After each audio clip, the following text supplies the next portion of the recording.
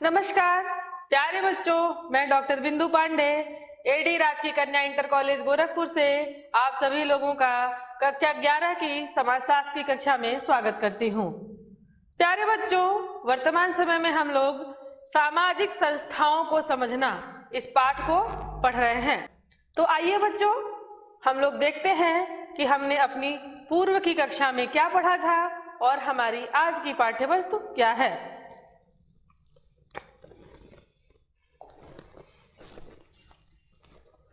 बच्चों, सर्वप्रथम हमने जाना था संस्था क्या है, संस्था किसे कहते हैं। उसके बाद हमने संस्था के प्रकार को समझा था।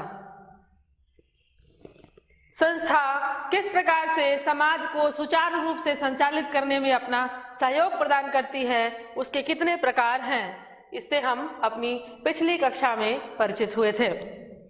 हमने जाना था कि परिवार संस्था क्या होती है, परिवार संस्था की क्या आवश्यकता है।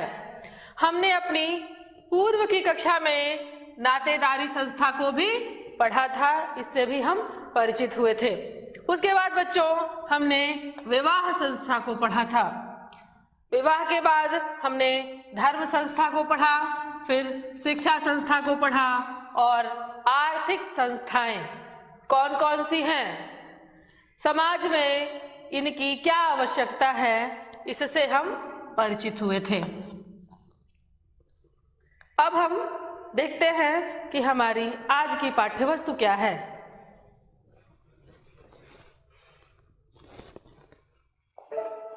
हम सर्वप्रथम आज जानेंगे कि राजनीतिक संस्था का क्या अर्थ है, राजनीतिक संस्था किसे कहते हैं। उसके बाद हम राजनीतिक संस्था के तत्व से परिचित होंगे। उसके बाद बच्चों, राजनीतिक संस्था का क्या उद्देश्य है, इससे परिचित होंगे। हम जानेंगे कि राज्य क्या है, राज्य किसे कहते हैं, और अंत में बच्चों हम राष्ट्रवाद क्या है, इससे भी परिचित होंगे। तो आइए सर्वप्रथम हम जानते हैं कि राजनीतिक संस्था का क्या अर्थ है।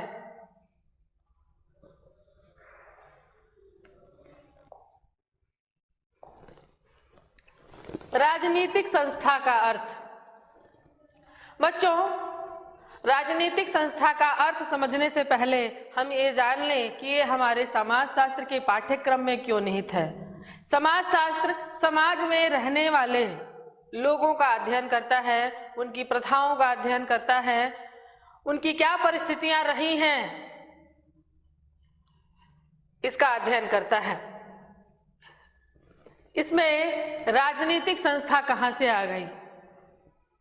बच्चों, पहले मानव बहुत ही सरल जीवन जीता था।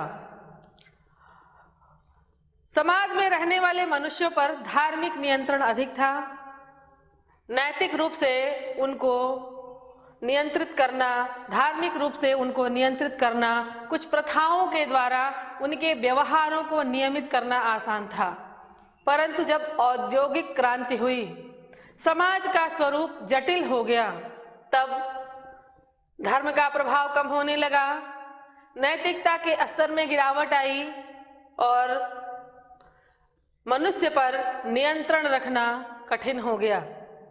तब इन राजनीतिक संस्थाओं की आवश्यकता पड़ी कि जो सत्ता है वह समाज पर नियंत्रण करे। इस हेतु ये संस्थाएं विकसित हुई। तो हम परिचित होते हैं कि राजनीतिक संस्था का क्या अर्थ है।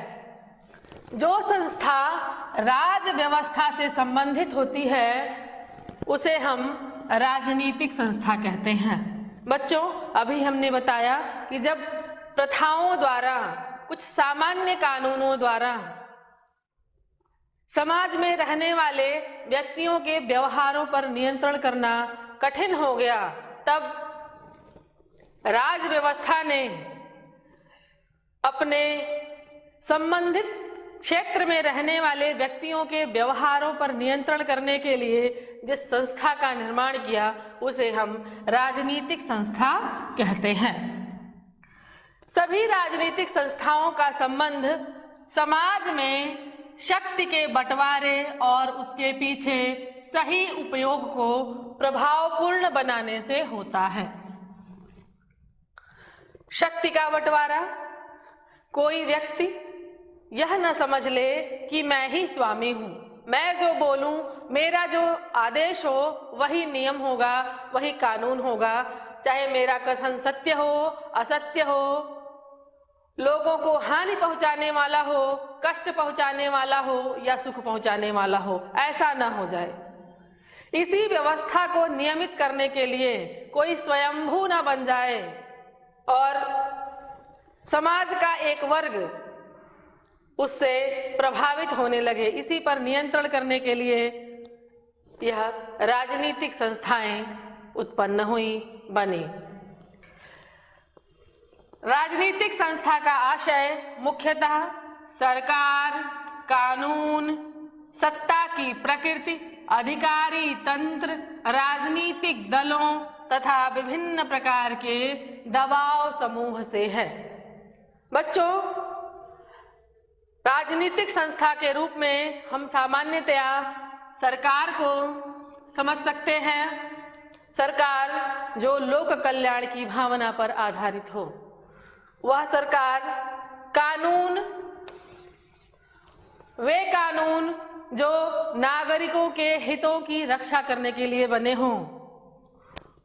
सत्ता की प्रकृति, सत्ता की प्रकृति क्या होनी चाहिए? लोक कल्याणकारी प्रकृति होनी चाहिए। ऐसी प्रकृति राजनीतिक संस्था के अंतर्गत आती है।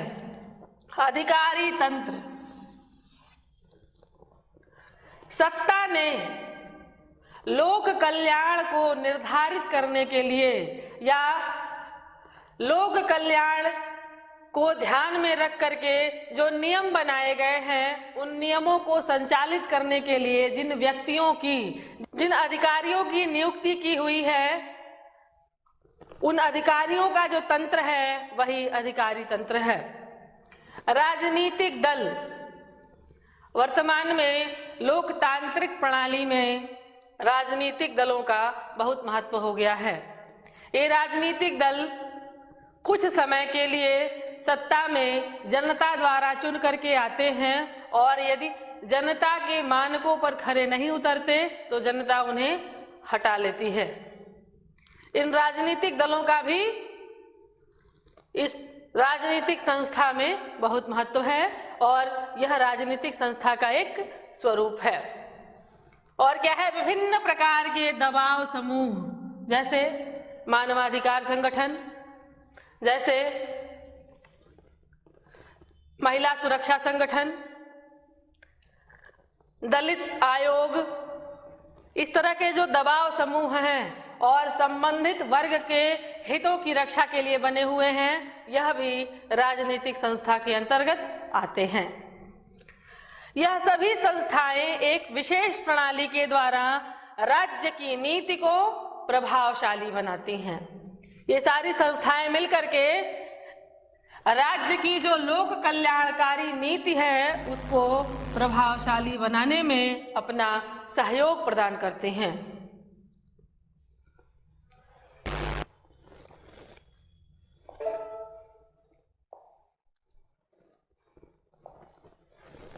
राजनीतिक संस्था के तत्व। बच्चों, अब हम इस राजनीतिक संस्था के तत्व से परिचित होंगे। नियंत्रण की एक विशेष प्रणाली है। ये राजनीतिक संस्थाएं सामाजिक नियंत्रण की एक विशेष प्रणाली है। इसके पीछे कानून की शक्ति होती है। यदि कानून का उल्लंघन होगा तो नागरिकों को दंड भी मिल सकता है, ऐसा भय भी ये राजनीतिक संस्थाएं उत्पन्न करती हैं, जिससे व्यक्ति मादक द्रव्यों की तस्करी करने में नहीं लग जाएगा। समाज के विघटन के जितने कार्य हैं उससे भयवशात भी दूर रहेगा कि यदि हम यह गलत कार्य करेंगे, यदि सड़क का सिग्नल तोड़ेंगे तो मुझे दंड मिलेगा। ये छोटे छोटे भी जो अपराध हैं, यह भी व्यक्ति भय से नहीं करता है। नियंत्रण स्थापित करने के लिए विभिन्न संगठनों की स्थापना। ये राजनीतिक संस्थाएं सामाजिक नियंत्रण स्थापित करने के लिए विभिन्न प्रकार के संगठनों की स्थापना करती हैं। मुख्यतः आपने देखा होगा पुलिस संगठन है, सीबीआई है, एसटीएफ है, रॉ है, बहुत तरह के राजनैतिक संगठन, सरकारी संगठन गठित हुए हैं जो व्यक्तियों के व्यवहारों को नियंत्रित करने के लिए बने हुए हैं, उनको देख रहे हैं ताकि समाज में, देश में अपराध न व्याप्त हो जाए। जो सरल सहज नागरिक हैं वह अपना जीवन सुखपूर्वक जी सके, इसलिए ये राजनीतिक संगठन बने। सत्ता के उपयोग द्वारा व्यक्ति के व्यवहारों पर नियंत्रण। व्यक्ति का व्यवहार, अभी हमने आपको पूर्व में बताया था कि इन राजनीतिक संस्थाओं का एक उद्देश्य यह भी होता है कि व्यक्ति स्वयंभू न बन जाए, किसी क्षेत्र विशेष पर अपना अधिकार जमा करके वहां की रहने वाली जनता को पीड़ित न करने लगे।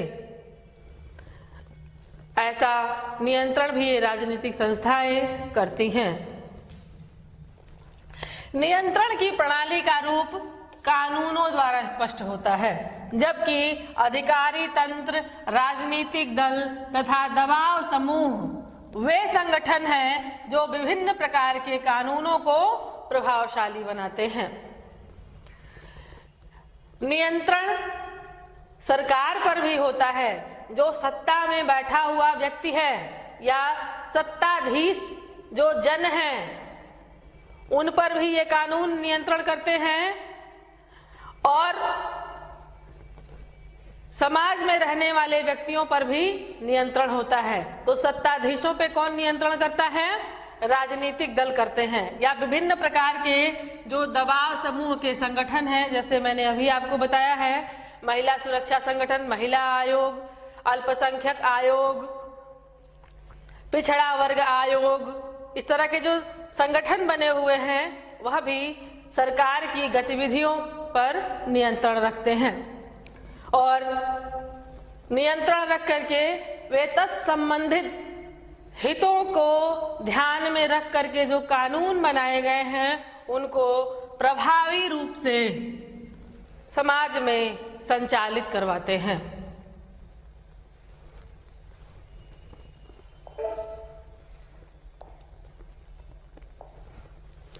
राजनीतिक संस्था का आशय उन नियमों, कानूनों और कार्यप्रणालियों से है जिन्हें सामाजिक नियंत्रण की स्थापना के लिए विभिन्न राजनीतिक संगठनों द्वारा लागू किया जाता है।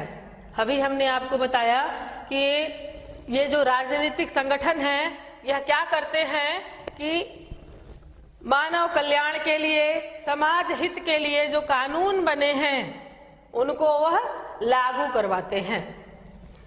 राजनीतिक संस्था का उद्देश्य, पहला उद्देश्य है नागरिकों के व्यवहारों पर नियंत्रण करना। नागरिक समाज विरोधी कार्यों में न संलिप्त हो जाए, मादक द्रव्यों की तस्करी में न संलिप्त हो जाएं, अपराध कार्य में न संलिप्त हो जाएं। इस पर यह राजनीतिक संस्थाएं नियंत्रण करती हैं। दूसरा है, राजनीतिक संस्थाओं द्वारा ही इस बात का निर्धारण होता है कि राज्य तथा समाज के बीच किस प्रकार के संबंध स्थापित होंगे तथा सामाजिक नियंत्रण की प्रकृति कैसी होगी। यह राजनीतिक संगठन यह भी सुनिश्चित करते हैं कि राज्य जो हो वह समाज की नियंत्रण प्रणाली में दमनात्मक प्रणाली न अपना ले। हर बात के लिए दमन कर दिया जाए, विचारों को दबा दिया जाए, सरकार की गलत नीतियों का भी नागरिक विरोध न कर पाए, ऐसी स्थिति न उत्पन्न हो जाए। दमनात्मक स्वरूप सरकार का न हो, यह भी यह राजनीतिक संगठन निर्धारित करते हैं। सत्ता के व्यवस्थित उपयोग द्वारा कानूनों को प्रभावशाली बनाना, यह भी इन राजनीतिक संस्थाओं का उद्देश्य होता है।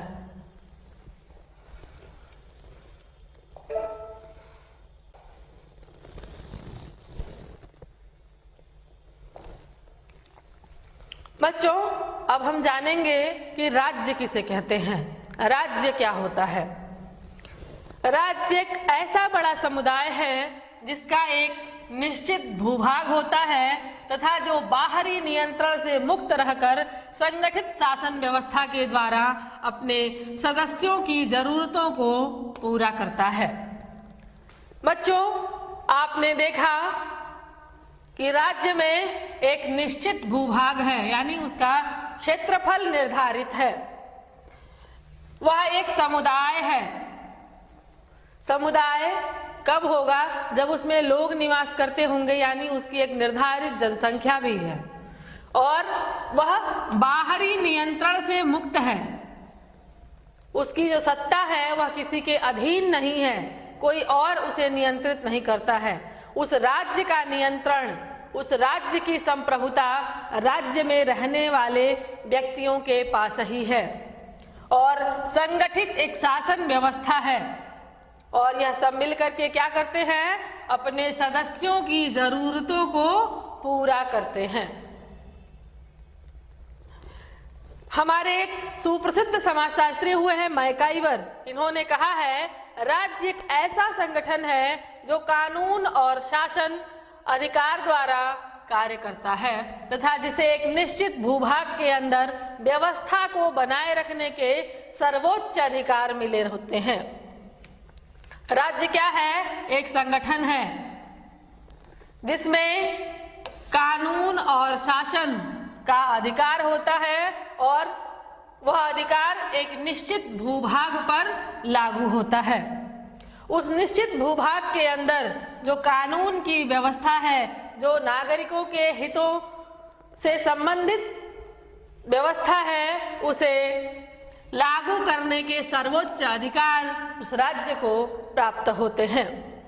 एक दूसरे समाजशास्त्री हैं मैक्स वेबर। इन्होंने कहा है, राज्य एक मानवीय समुदाय है।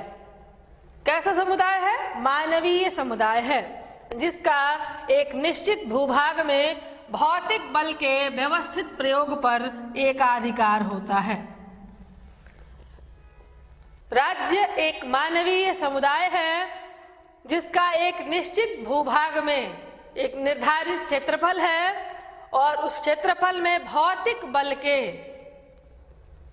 जो भौतिक बल है, जो उन नागरिकों की सुख सुविधाओं से संबंधित कार्य है, उसका व्यवस्थित रूप करना, उन नागरिकों को सुख प्रदान करने हेतु जितने कार्य हैं, उन नागरिकों के हितों की रक्षा हेतु राज्य के जितने कार्य हैं, वह करने का जो अधिकार प्राप्त हो वही राज्य है।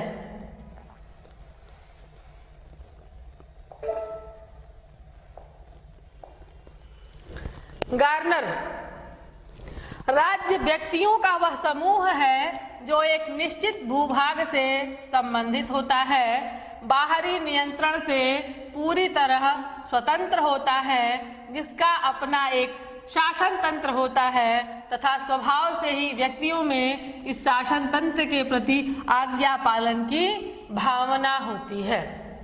प्यारे बच्चों, गार्नर की परिभाषा में हम लोग देख रहे हैं कि इसमें व्यक्तियों का समूह सम्मिलित है, अर्थात इसके अंदर जनसंख्या सम्मिलित है। राज्य में जनसंख्या का होना, लोगों का होना, वहाँ के निवासियों का होना बहुत आवश्यक है। उसके बाद क्या होना चाहिए? भूभाग होना चाहिए, निश्चित भूभाग। उस राज्य का अपना एक निर्धारित क्षेत्रफल होना चाहिए और वह राज्य बाहरी नियंत्रण से पूरी तरह स्वतंत्र होना चाहिए। राज्य तभी हम कहेंगे जब वह स्वयं प्रभु हो।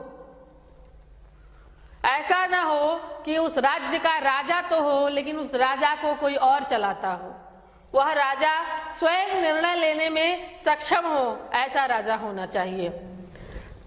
स्वयं प्रभु राजा होना चाहिए। प्रभु सत्ता उसके सत्ताधिकारी के पास ही होनी चाहिए और जिसका अपना एक शासन तंत्र हो, जहां पर स्वयं का शासन तंत्र हो, स्वयं की सरकार हो। ऐसा ही जो स्वरूप है उसे ही हम राज्य कहेंगे। इसमें जनसंख्या हो, जिसका एक निर्धारित क्षेत्रफल हो, जो स्वयं प्रभु हो, प्रभु सत्ता स्वयं के पास हो और जिसके पास स्वयं की सरकार हो, तभी हम उसे राज्य कहेंगे, ऐसा गार्नर ने कहा है। बच्चों, अभी हमने विभिन्न विद्वानों की दृष्टि में राज्य की परिभाषा देखी। अब हम उन्हीं परिभाषाओं के आधार पर राज्य के कितने तत्व हो सकते हैं इससे सुपरिचित होते हैं। राज्य के तत्व। बच्चों, अभी हमने देखा कि राज्य में जनसंख्या का होना आवश्यक है। यदि जनसंख्या ही नहीं है तो राज्य का होना संभव नहीं है। उसके बाद एक निश्चित भूभाग, एक निश्चित क्षेत्रफल का होना भी आवश्यक है। राज्य में सरकार अथवा स्वयं के शासन तंत्र का होना भी आवश्यक है। वह जो निर्धारित भूभाग है और उस भूभाग पर रहने वाली जो जनसंख्या है, उनके हितों को ध्यान में रखने वाली एक सरकार का होना, एक शासन तंत्र का होना आवश्यक है। और यह शासन तंत्र कब सुचारू रूप से काम कर पाएगा? जब उसकी स्वयं की प्रभुसत्ता होगी। वह स्वयं संप्रभुता संपन्न देश होगा, तभी वह राज्य कहलाएगा। प्यारे बच्चों, ये चार तत्व एकदम अनिवार्य है और यदि इनमें से कोई भी एक कम है तो वह राज्य नहीं हो सकता है। जैसे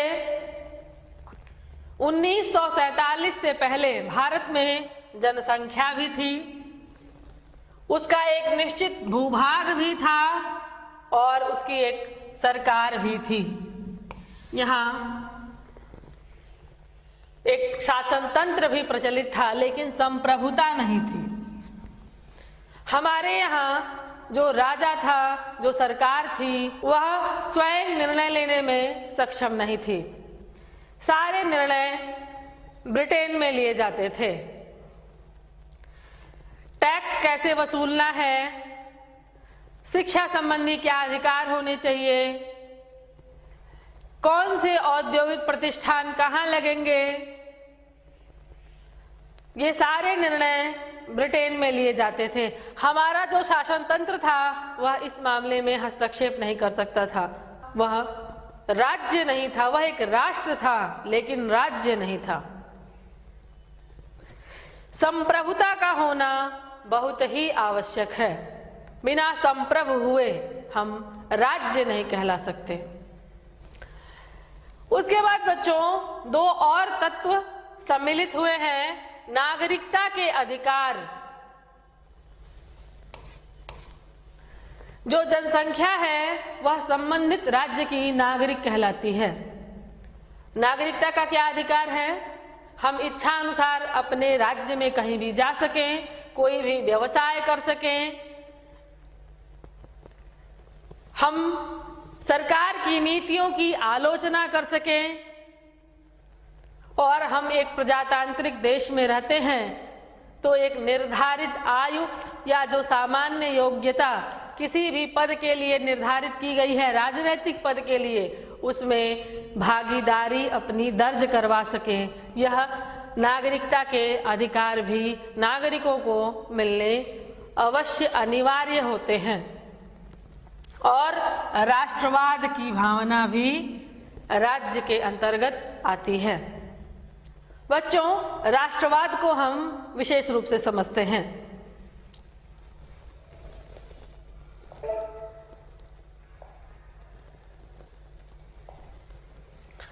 राष्ट्रवाद क्या है?